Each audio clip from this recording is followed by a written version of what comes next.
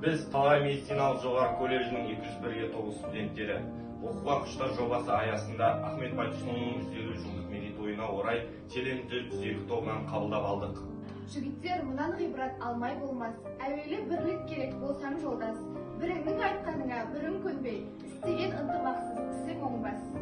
Bir adam айдалада елден жырап, жеке тап, жапан түзді қолда тұрап.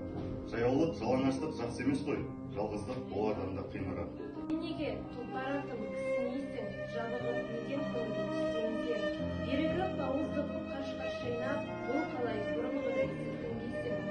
Әлде мен бағым туып бақпадым ба, болмаса жеңнен қысып сақтадым ба, әйтпесе әбден бердің сен емес пе, жібектен тізгініңді таппадың ба.